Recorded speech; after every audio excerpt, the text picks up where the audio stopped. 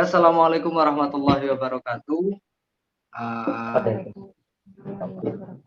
Ini di kelas konseling tentunya dari Sekolah Sogan dan Rizal Hipnoterapi.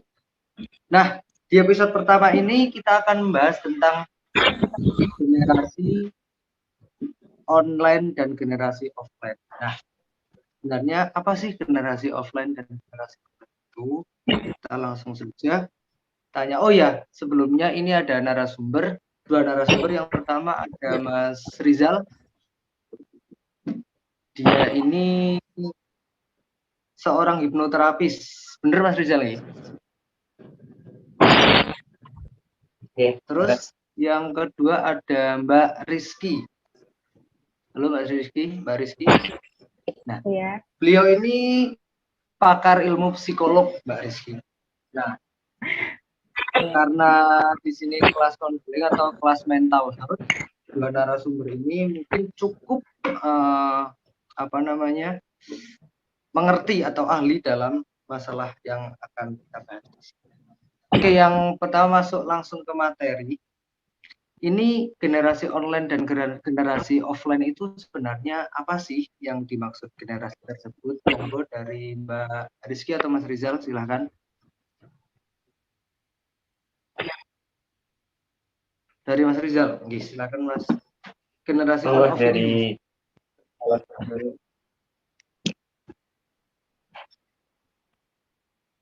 monggo Mas Rizal. Monggo Mbak Rizky dari ilmu psikologi, Mbak. Dari ilmu psikologi dulu. Apa ilmu psikologi? Generasi online sama generasi offline sendiri.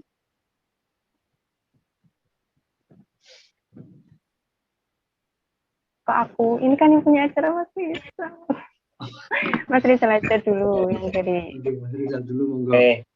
Generasi on off atau online offline. Namanya ada generasi X, Y, Z dan lain sebagainya. Generasi itu muncul saat pandemi kemarin dari tahun 2019.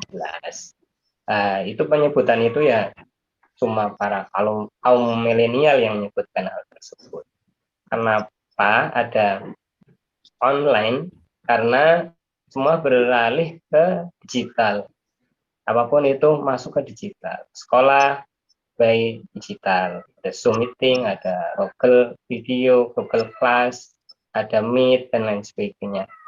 Kalau generasi ini tuh perbandingan, kita akan membahas tentang generasi online dan offline. Generasi offline berarti sebelum itu generasinya saya mungkin terdahulu sampai generasinya siapa ya terakhir ya, Mas Lana masih campur ya online sama offline ya, masa transisi ya. Kalau saya Mas sampai online-nya habis, insya Allah mudah-mudahan cepat habis. Amin ya. Nah, dari yang online, dari yang offline ke online, transisi, terus orang yang full di online dan sebagainya. Ada yang anak masuk sekolah tiba-tiba lulus tanpa dia kenal teman lainnya, hanya teman yang bareng dari sekolah asalnya kenalnya. Dan semua itu berpengaruh pada mental psikologi seseorang di online maupun offline. Bukan cuma anak, orang yang bekerja pun kemarin sering WFH dan sebagainya online, tidak ketemu sama rekan kerja, ketemunya cuma lewat digital dan sebagainya ya. Itu menjadikan suatu peristiwa besar yang menjadikan mental seseorang itu berubah, pola pikir seseorang itu berubah, mindset seseorang itu berubah. Dan ini ada dampak baik dan buruknya. Nah, kita akan membahas sedikit, mungkin tidak semua, nggak mungkin cukup ketika semua, tentang hal-hal yang berkaitan dengan itu. Itu menurut saya. Monggo silakan ke Mas Lana lagi. Oke. Berarti generasi online ini ada ketika mulai pandemi gitu Mas, yang dimaksud yang kita bahas. Nah, terus kemudian dengan adanya generasi online ini akhirnya banyak juga generasi rebahan yang ada ketika mereka sekolah akhirnya karena online lewat Zoom atau lewat Google Meet, sambil rebahan wae lah, malah kadang off cam juga mereka kurang ngerti wes HP-ne ditinggal, yang penting tuh pelaku nendi, yang penting aku absen ngono tok. Nah, karena seperti yang dikatakan Mas Rizal tadi, itu sebuah peristiwa besar yang mana itu akhirnya sering rebahan. Dan ini juga Mas, kadang ada juga termasuk adik saya sendiri ya. Iku pun pas kemarin waktu SMA dia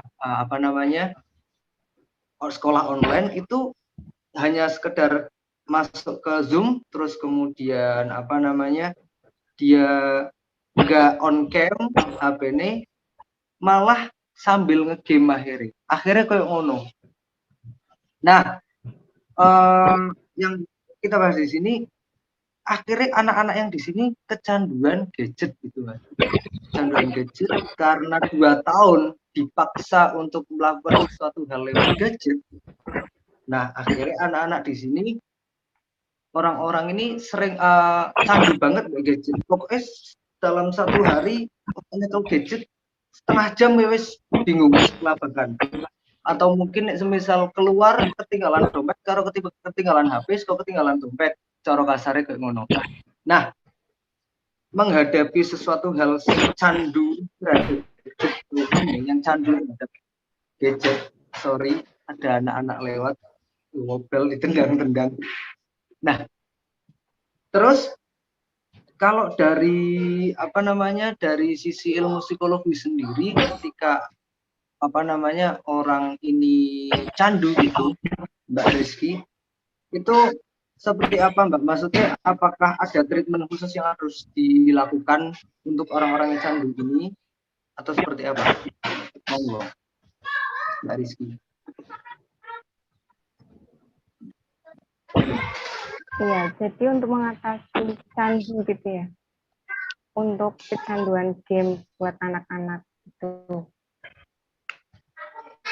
awalnya kan yang ngasih HP juga kan orang tua, itu pun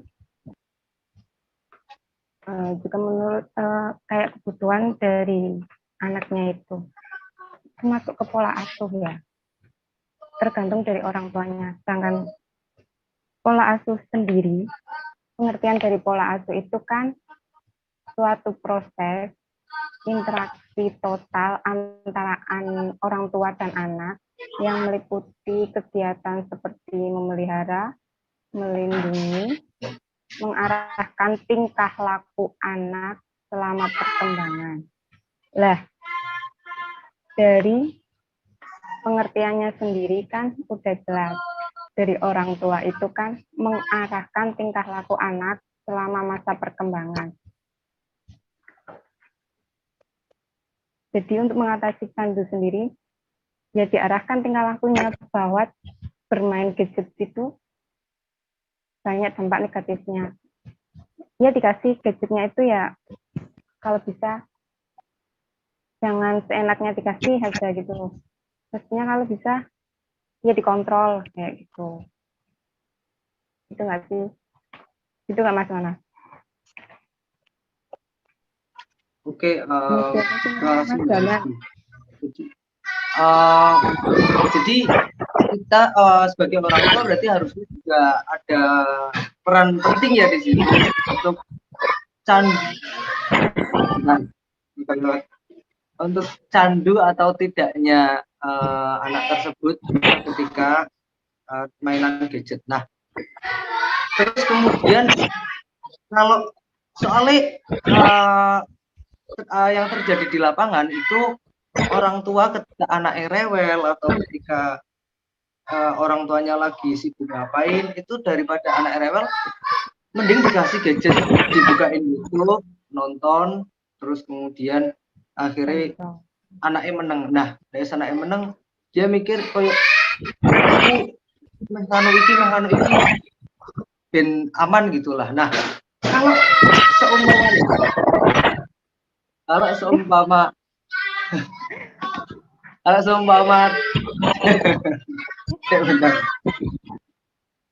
Kalau seumpama dari oke, nah tak baleni meneh wis. Oke. Sekarang ini banyak orang tua yang berpikiran bahwa ketika anak diberi gadget, nggak akhirnya anak diem, dibukain YouTube, anak diem terus mungkin di-download game atau apa, yang sebenarnya itu akan berdampak negatif tentunya untuk anak itu sendiri ketika sudah candu. Nah, masalahnya ketika anak ini sudah candu, kadang orang tua nggak tahu harus nyetopnya itu bagaimana. Yang ada nanti anaknya rewel, entah rewel, entah akhirnya gue ngamuk-ngamuk atau gimana. Nah, kalau dari sisi hipnoterapi sendiri dari Mas Rizal, sebenarnya treatment seperti apa sih harusnya yang diberikan orang kepada seorang anak ini? Oke, terima kasih. Sebenarnya tidak semua salah si anak, tapi awal permasalahan dari orang tua dan lingkungan pastinya. Dari ilmu yang saya pelajari di hipnoterapi, apapun yang dilihat itu akan terekam, apapun yang terekam itu ingin dilaksanakan. Sejauh mana dia bisa berpikir baik buruk ketika anak-anak belum bisa, baik buruknya seperti apa dan sebagainya. Contoh simpel saja, ketika aku sedang garuk-garuk, Mas Anam nanti jadinya pingin garuk-garuk atau orang lain pingin garuk-garuk. Ketika saya sedang seperti ini, ya orang lain juga akan seperti itu, atau sedang seperti ini orang lain akan seperti itu. Apa yang dilihat itu akan jadi, kira alam bawah sadarnya akan menirukan seperti itu. Dan ketika anak-anak zaman sekarang ketika dikasih HP diem dan sebagainya, zaman dahulu belum ada HP seperti sekarang, mereka juga diem, zaman kita juga diem, dan orang tua tetap bisa melakukan perannya sebagai orang tua menjalankan aktivitas sehari-harinya lebih baik. Kita kekurangan itu semua sebenarnya nggak melulu salah dari anak, tapi salah awal kasus besarnya itu dari orang tua. Ketika tadi ngomong treatment kecanduan harus seperti apa sih? Tadi udah dibahas sama Mbak Rizky, harus sebenarnya boleh main gadget, tapi ada pendampingan khusus. Ada timing di situ diterapkan, atau waktu-waktu tertentu, hari-hari tertentu yang diberikan dia bebas untuk menggunakan gadget, atau mungkin sehari cuma 1 jam atau 30 menit dan sebagainya. Treatment itu dilakukan dan dicontohkan. Ketika dilakukan saja tapi contohnya tidak ada, nanti hasilnya juga akan nol. Karena kembali ke teorinya, apa yang dilihat itu akan terekam. Apa yang terekam dalam alam bawah sadar itu akan ingin dilakukan oleh orang yang melihatnya seperti itu.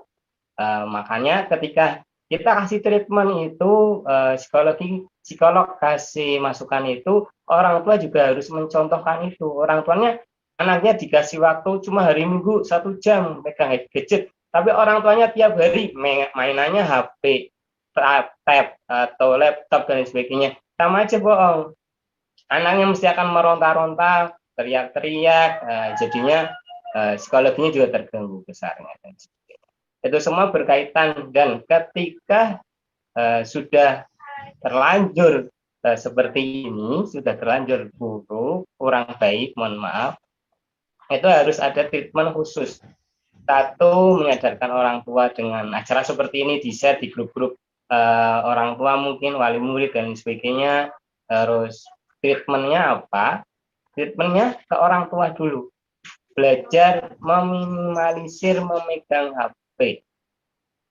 Meminimalisir dengan HP. Ketika perlu, sangat perlu, kan HP ada nilai deringnya, ada chat masuk, link dari siapa ini, oh notifikasi grup dibedakan sama notifikasi dari suami atau kerjaan dan sebagainya, bisa diakali seperti itu. Oh ini ada call, oh call berarti kan hal yang sangat mendesak, urgent, siapa kan, jadi bisa diatur seperti itu, bukan malah lama-lama di depan IG atau lihat TikTok dan lain sebagainya. Itu yang jadinya merusak alam bawah sadar para anak-anak atau orang lain juga. Dan lingkungan sangat pengaruh juga, karena lingkungan lebih banyak lagi nanti lingkupnya. Anak berarti harus dididik dengan baik, diajarkan dengan lingkungan yang dikasih kesibukan yang rutinitas itu bisa gerak olah dan raganya. Kalau bisa masuk kelas bola mungkin, atau masuk kelas taekwondo, silat, dan lain sebagainya, yang mereka biar tidak melulu melihatnya orang pegang HP. Dan orang tua ingat jangan pegang HP. Teori dasarnya ingat, apa yang dilihat itu akan terekam dalam alam bawah sadar, dan apa yang terekam dalam alam bawah sadar ingin dilakukan. Seperti itu Mas Lana. Oke, terima kasih tadi penjelasan dari Mas Rizal.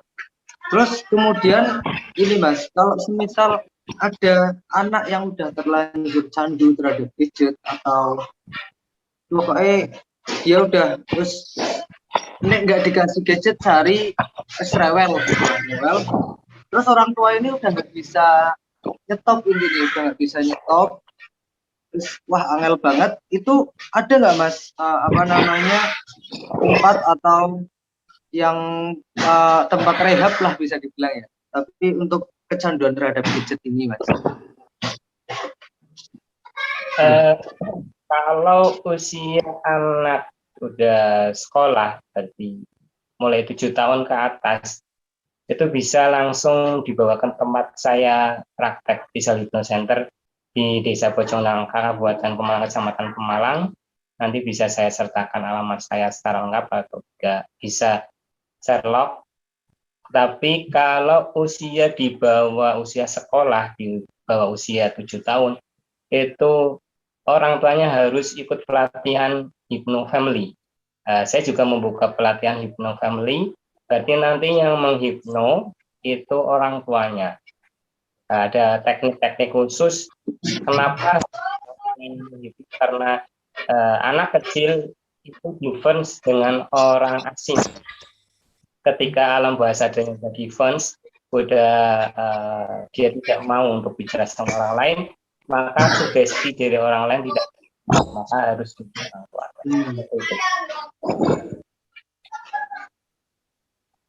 Gitu Mas.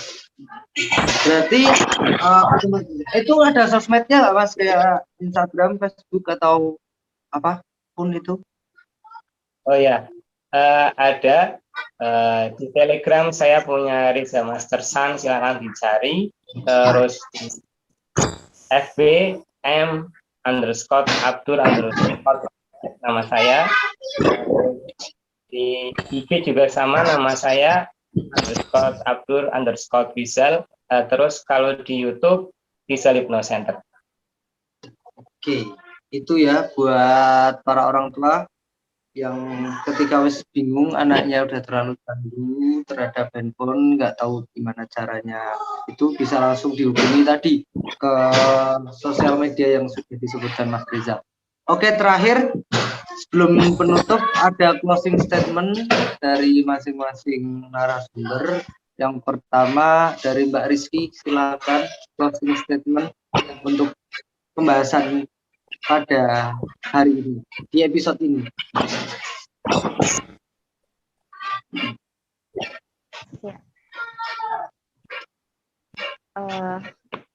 Jadi kecanduan game berarti kan bisa diatasi sama, kalau emang udah parah banget kan bisa diatasi sama hipnoterapi tadi yang Mas Rizal punya. Dan lebih baik kalau misalkan sama orang tuanya menerapkan pola asuh yang berkembang di masyarakat, kayak gitu loh, kayak misal pola asuh otoriter, jangan terlalu otoriter, yang baik kan demokratis, kayak gitu. Jadi kalau misalkan emang udah buruk banget ya lebih baik itu dibawa ke Mas Rizal aja, biar Mas Rizal yang bantu menangani. Itu dari saya, terima kasih. Oke, terima kasih closing statement-nya dari Mbak Rizky. Untuk selanjutnya closing statement dari Mas Rizal, monggo. Oke. Kalau saya kasih statement, ini ada sedikit trik mungkin buat orang tua ya yang udah kecanduan gadget, tapi buat orang tuanya atau orang yang di atas usia 14 atau 15 tahun yang ingin berubah dari kecanduan gadget itu. Ini ada sugesti sederhana. luangkan waktu jenengan semuanya ketika emang mau berubah, tolong pikirkan ulang, niatkan baik-baik. Ketika kita berlebihan, semuanya akan tidak baik. Semua yang berlebihan itu tidak baik. Kecuali baik berlebihan, itu baik, tapi juga akan menyakitkan. Nah, ininya kayak gini, ketika jenengan memang mau berubah, jenengan lagi menonton video ini, jenengan berarti beruntung. Nah, semoga jenengan bisa saya bantu dengan sugesti sederhana ini. Sekarang siapkan diri Anda, fokus terhadap apa yang saya bicarakan. Jenengan ketika sedang dalam kondisi di tempat ramai, tolong menepi sebentar atau mencari tempat yang hening, tenang, santai, atau mungkin pulang dulu aja. Nanti videonya bisa diputar lagi.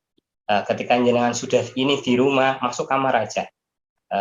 Fokus sama diri Anda, posisi duduk setengah tiduran boleh, tarik nafas, keluarkan, siapkan diri Anda serileks mungkin, tarik nafas, keluarkan pelan-pelan lewat mulut.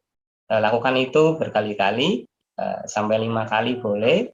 Kalau sudah dilakukan, katakan dalam diri Anda.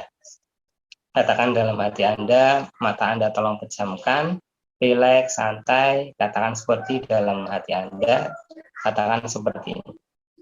Saya orang yang baik, orang baik tidak akan merasa dirinya baik, tapi selalu usaha untuk selalu baik.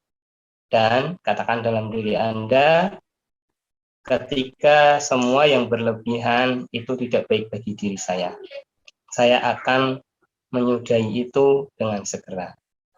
Gadget itu baik, tapi tidak baik ketika berlebihan. Tarik nafas, keluarkan lewat mulut.